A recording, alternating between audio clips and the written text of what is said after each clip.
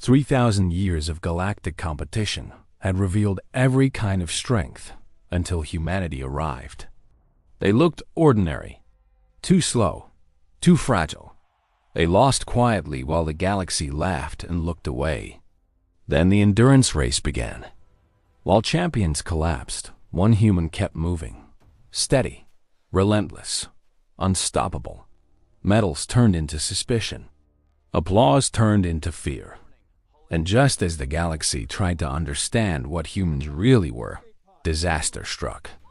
A station failure. Trapped workers. 15 minutes before death. 7 kilometers of frozen tunnels no one could survive. The command center called it impossible. The council hesitated. And one human stepped forward, calm and certain, saying he would run anyway. As alarms screamed and doors sealed shut, he lifted an alien guide into his arms, tightened his grip, and sprinted straight into the dark, refusing to stop, refusing to fail right as the screen freezes. The Galactic Council had hosted the Intersystem Athletic Games for 3,000 years before humanity sent its first delegation. And Delegate Tavrel of the Centauri Federation had seen every possible variation of athletic prowess the galaxy could offer. Standing at 7 feet tall, with crystalline skin that refracted light into dancing rainbows, she had witnessed the fastest sprinters, the highest jumpers, and the most graceful swimmers from 200 worlds. Nothing surprised her anymore, or so she thought until the human transport ship docked at Station Olympus, and a modest delegation of Earth athletes emerged wearing simple blue uniforms. The humans looked unremarkable compared to the other species. They lacked the multiple legs of the Rex sprinters, the hollow bones of the Althean flyers, or the enhanced musculature of the Croton weightlifters. Tavrel watched from her observation deck as the 20-member human team walked through the grand hall, their eyes wide with wonder at the magnificent architecture that spiraled upward for half a mile. She found herself studying one human in particular, a young man with kind eyes and a patient smile who helped an elderly Rex official retrieve dropped registration tablets. The name on his uniform read Hyan. The opening ceremonies drew 3 billion viewers across the galaxy. Tavrel performed her duties as cultural liaison, explaining various customs to the new Earth delegation. Hyan approached her during the reception, offering a polite bow that made her skin shimmer with amusement. His translator device rendered his words in standard Galactic. "Thank you for your patience with us. Everything here is very different from home." "Different how?" Tavrel asked, genuinely curious. The humans had been surprisingly quiet about their athletic capabilities, entering only a few traditional events like short-distance running and swimming, where they performed respectably but not remarkably. "Bigger," Hyan said with that warm smile. "More beautiful. On Earth, we have Olympics too, but they feel smaller. More intimate. Here, I feel very small." "You look adequate in size," Tavrel replied, which made Hyan laugh, a pleasant sound that rippled through her consciousness in unexpected ways. The games began badly for humanity. Their sprinters finished middle of the pack, unable to compete with species that had evolved for pure speed. Their swimmers managed respectable times, but couldn't match the aquatic delphinians who moved through water like living torpedoes. After 3 days, the human delegation had earned not a single medal, and the galactic media began questioning why Earth had been invited at all. Tavrel found herself defending them in council meetings, though she couldn't articulate exactly why. On the 4th day, they introduced the endurance events, a new category that had been added almost as an afterthought when the humans requested it. The first event was a simple marathon 42 kilometers around the station's outer ring. Most species sent representatives out of courtesy, but few took it seriously. Running for extended periods seemed pointless when hover technology existed. Tavrel attended primarily because Hyan was competing, Though she told herself it was only diplomatic duty, the race began with the usual explosive start. Rex runners shot ahead on their 6 powerful legs, their insectoid bodies designed for quick bursts of speed. The Crotons followed with ground-shaking strides, their muscular frames powering them forward. Hyan and the other human runners started at a moderate pace that seemed almost leisurely by comparison. The crowd barely noticed them as the favorites pulled away. Rel watched from the viewing platform as the leaders maintained their blistering pace through the first 10 kilometers. Then something strange began happening. The Rex runners started slowing, their breathing becoming labored. The Crotons' powerful strides shortened as their muscles began, burning through energy reserves faster than their bodies could replenish them. One by one, the early leaders fell back or dropped out entirely, overwhelmed by exhaustion. Meanwhile, Hyan and the human runners maintained their steady, unchanging pace. Their breathing remained controlled, their strides efficient and rhythmic. By kilometer 30, Hyan had moved into 3rd place simply by maintaining his pace while others faltered. By kilometer 35, he was leading. Tavrel found herself leaning forward, her crystalline hands pressed against the viewing glass as Hyan crossed the finish line first, looking tired but nowhere near collapse. Behind him, 2 other human runners finished 2nd and 3rd. The silence in the stadium was profound. Then chaos erupted. Officials demanded drug tests, which came back clean.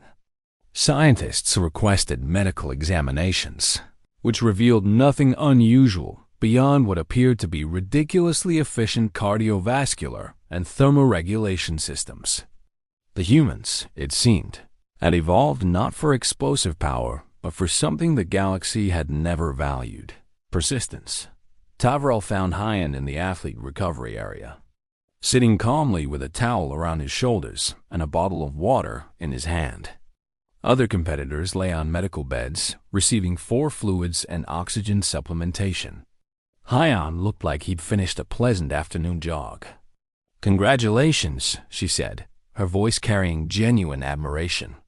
"I have never seen such a performance."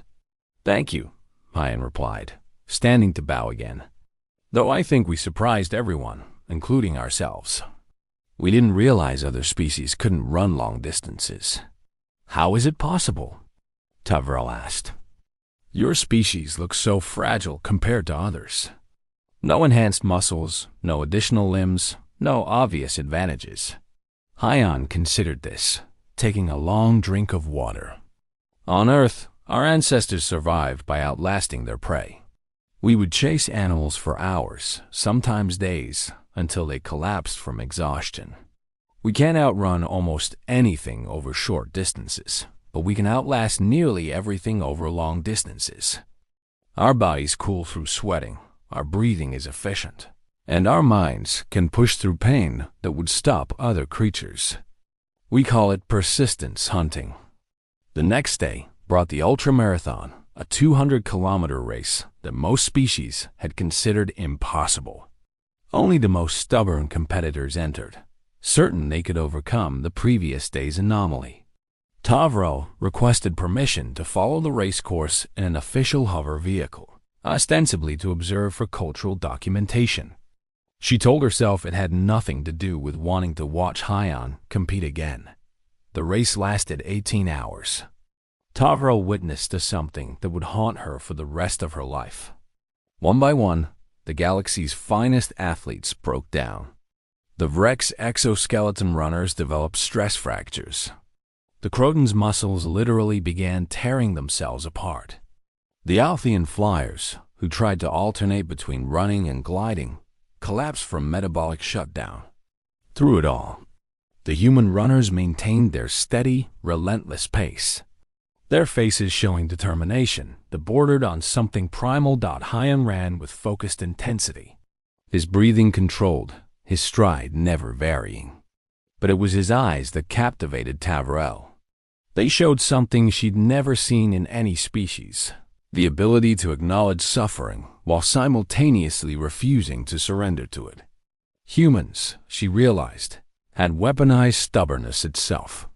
When Haiyan crossed the finish line after 18 hours and 42 minutes, he had lapped most of the remaining competitors. He accepted his medal, helped other finishers to the medical tent, and then sat down heavily, finally allowing exhaustion to show. Tavral approached with water and nutritional supplements, finding herself wanting to care for this stubborn, remarkable creature. Why? She asked simply. Why push yourself so hard when you were already winning? Haiyan looked up at her with those kind, tired eyes. Because it matters to keep going. That's what humans do. We fall down, we get up. We get tired, we rest and continue. We fail, we try again. It's not about being the strongest or fastest. It's about refusing to stop. Something in Tavrel's crystalline chest resonated with those words. Her species valued elegance, efficiency, perfection. They never spoke of mere persistence as a virtue. Yet watching Haiyan, she saw a different kind of perfection, the beauty of refusing to quit. The final endurance event was announced the next day, added hastily by a council desperate to understand human capabilities. A 72-hour continuous movement challenge where competitors could walk, jog, or run, but could not stop moving for more than 5 minutes per hour.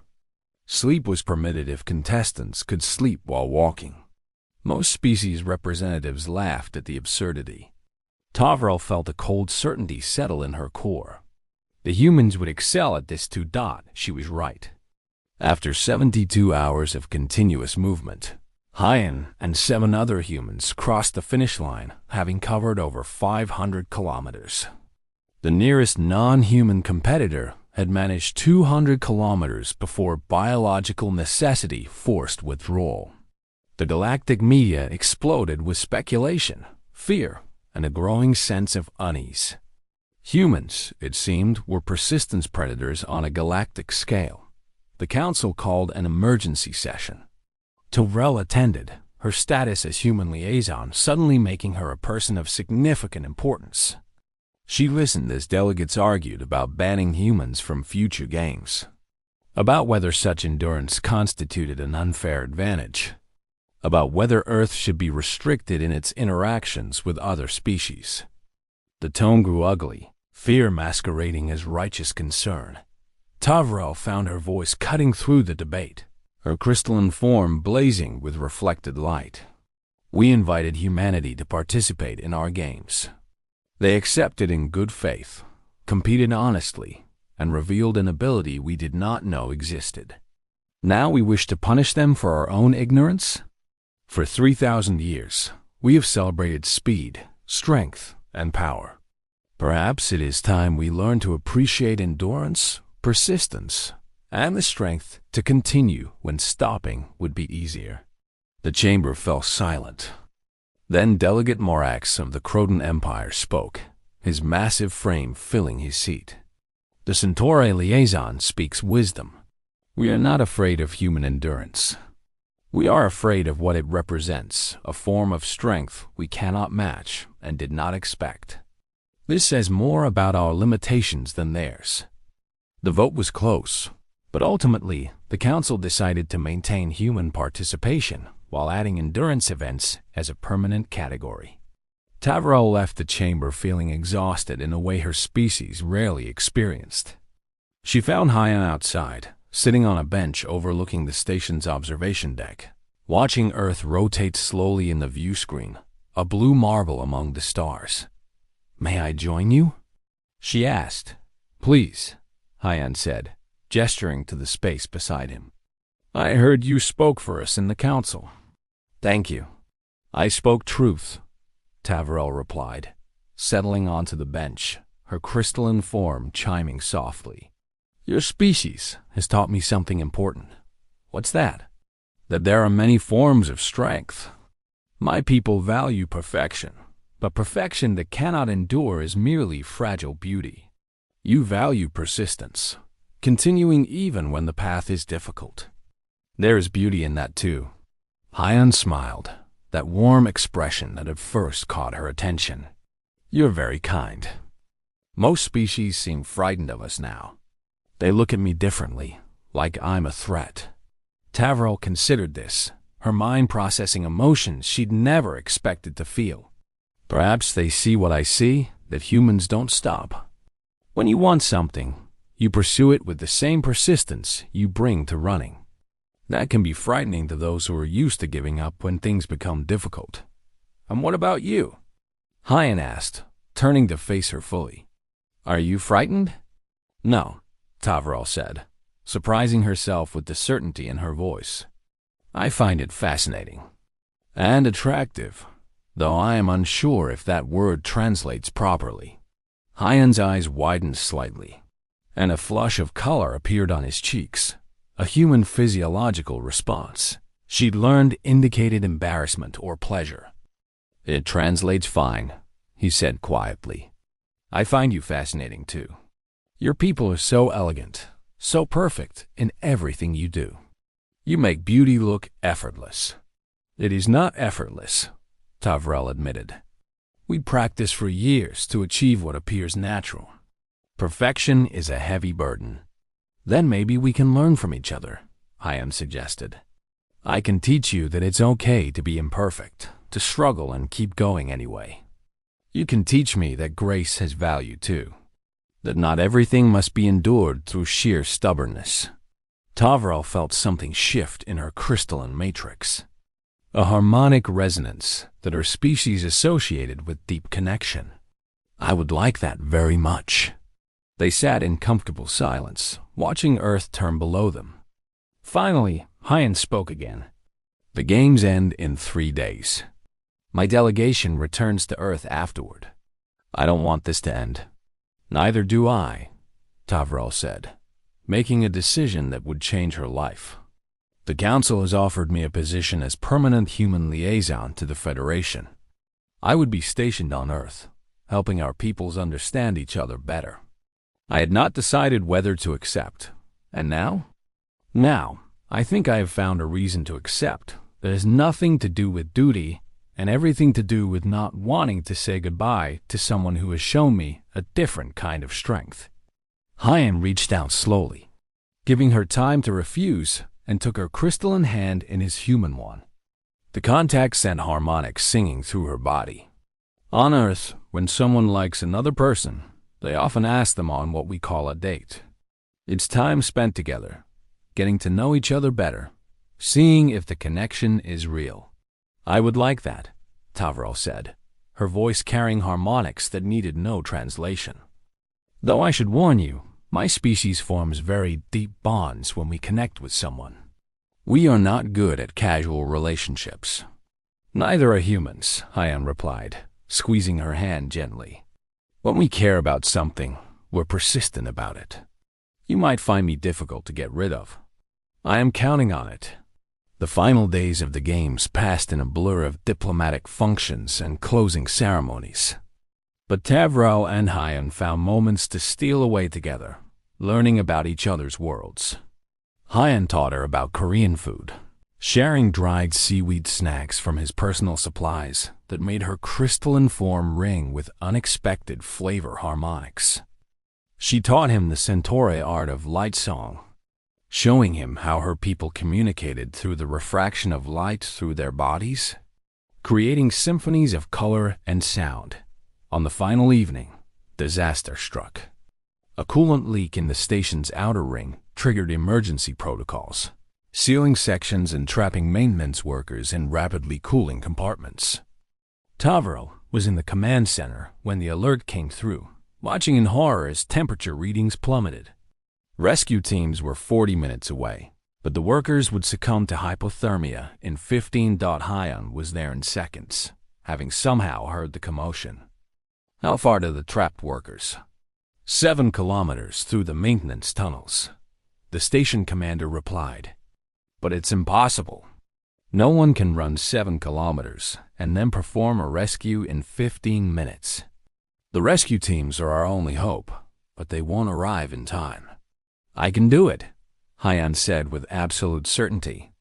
Give me a thermal suit, emergency medical supplies, and someone who knows the tunnel system. It's suicide, the commander protested. Even if you reach them, you'll never make it back before the cold overwhelms you. Then I'll die trying, Hyan said simply. But I won't let people die because I was afraid to run. Tavrel stepped forward, her crystalline form blazing with determination. I know the tunnel systems. I will guide him. Your species cannot run, the commander said. You'll slow him down. I can be carried, Tavrel replied, a plan forming in her mind. My body mass is light due to my crystalline structure. Hyan can carry me, and I will navigate. Hyan didn't hesitate. Let's go. They ran through the station's corridors. Hyan's arms wrapped around Tavrel's crystalline form as she called out directions. Her body, usually so heavy-looking, weighed barely more than a human child. Hyan's breathing remained controlled despite the additional burden, his legs pumping with that same relentless rhythm she'd watched during the marathons. The maintenance tunnels were worse than expected, narrow, dark, and filled with obstacles. Hyan never slowed, trusting Tavrel's directions completely, jumping over equipment, ducking under pipes, adjusting his stride without breaking rhythm. Tavrel felt his heart pounding against her body, felt the heat radiating from his skin as his metabolism burned through energy reserves at an incredible rate. This was human endurance pushed to its absolute limit. They reached the sealed compartment with 2 minutes to spare. Hyan set Tavrel down gently and immediately began working on the emergency manual override. His hands shook from exertion, but his focus never wavered. The door opened, revealing 4 maintenance workers, 2 Vrex, 1 Croton, and 1 Althean huddled together for warmth, their bodies showing signs of severe hypothermia. Can you walk? Hyan asked, already knowing the answer from their condition. No, the Croton gasped. Too cold. Can't feel legs. Hyan looked at Tavrel, and she saw the calculation in his eyes. 4 workers, too heavy to carry together, not enough time for multiple trips. An impossible situation. Then he smiled that warm, determined smile. Then we'll have to make it possible. What followed would become legend in galactic history. Hyan created a makeshift sled from emergency materials, loaded the 4 workers onto it, and began pulling them through the tunnels. Tavrel ran ahead, clearing obstacles and marking the fastest path, her crystalline body glowing to light their way. Hyan pulled over 500 kilograms of weight through 7 kilometers of obstacle-filled tunnels in 28 minutes. An act that should have been physically impossible. He collapsed the moment they reached the safe zone, his body finally giving out after pushing beyond any reasonable limit. Medical teams swarmed around him and the rescued workers. Tavrel knelt beside Hyan's unconscious form, her crystalline hands touching his face gently, feeling his racing pulse begin to slow as his body started recovering. In that moment, she understood completely what it meant to be human, to look at an impossible situation and simply refuse to accept the impossibility. Hyan woke 6 hours later in Medical Bay, his body aching in ways he'd never experienced. Tavrel sat beside his bed, her crystalline form dimmed with exhaustion. You're awake, she said, her voice carrying harmonics of relief and joy. The workers? Hyan asked immediately. All safe. All alive. Because of you. Because of us, Hyan corrected. I couldn't have done it without your guidance. Tavrel's body brightened with emotion. You carried me through 7 kilometers, then pulled 4 people another 7 kilometers back. You did the impossible because you refused to believe it was impossible. No, Hyan said, reaching for her hand. I did it because people needed help, and I had legs that could still run. That's not special. That's just human. That's exactly why it's special, Tavrel replied. Any species can be strong when strength is easy. Humans are strong when strength is hard. You showed me that endurance isn't just physical. It's mental, emotional, Spiritual. It's the choice to keep going when every logical reason says to stop. Will you teach me about your kind of strength? Hyan asked. The grace, the beauty, the perfection you bring to everything. If you'll teach me about yours, Tavrel said. The persistence, the stubbornness, the beautiful refusal to give up. Deal, Hyan said, squeezing her crystalline hand gently. Fair warning, though, I'm very persistent about people I care about. You'll have a hard time getting rid of me. I am counting on it, Tavrel replied, echoing their earlier conversation. My species bonds deeply. When we choose someone, it is forever. Forever sounds perfect, Hyan said, his tired eyes showing that same determination that had carried him through impossible races and impossible rescues. I'm very good at forever. Endurance is kind of my thing. The Galactic Council held an emergency session the next day, but this time the tone was different. Delegate Morax proposed a new initiative, the establishment of joint training programs, where species could learn from human endurance techniques, while humans learned from other species' specialized abilities. The proposal passed unanimously, with Tavrel appointed as the program's director and Hyan as the lead human trainer. The games concluded with a ceremony honoring Hyan's rescue. The rescued workers spoke emotionally about the human who had refused to let them die, about the Centauri who had guided him through darkness. Other delegates spoke about lessons learned, about the value of different kinds of strength, about how humanity's arrival had revealed the galaxy's own limitations. Tavrel stood on the stage beside Hyan, their hands intertwined crystalline and flesh. Alien and human, different, but somehow perfect together. She looked down at the assembled delegates from 200 worlds and spoke words that would echo through galactic history. The Intersystem Athletic Games began 3,000 years ago to celebrate our diversity and our excellence. Humanity has reminded us that excellence comes in unexpected forms. We invited them to compete in our games. They have taught us to reconsider the very definition of strength. The applause was thunderous, but Tavrel barely heard it. She was focused on Hyan beside her, on the way his hand felt in hers, on the future they would build together. After the ceremony, they stood again at the observation deck, watching Earth turn below them. Ready to start our forever? Hyan asked. I am, Tavrel replied. Though I warn you, learning your language will be difficult. Korean has sounds my species struggles to produce. Then we'll practice, Hyan said with that warm smile. Every day, for as long as it takes. Persistence, remember? I remember, Tavrel said, her crystalline form singing with harmonics of joy. I remember everything about the day the stubborn human taught me that some things are worth the struggle, worth the pain, worth the endless effort of refusing to give up. Like love? Hyan suggested. Especially like love. Tavrel agreed. They remained there as Earth turned below them. Two beings from different worlds who had found common ground in the space between perfection and persistence. The games had ended, but their story was just beginning, a story of endurance that would outlast any race, any challenge, any obstacle the galaxy could present. Because that's what humans did. And now it was what Tavrel would learn to do too. They would persist together for as long as forever lasted. And if there was one thing humanity had proven beyond doubt, it was that they were very, very good at forever.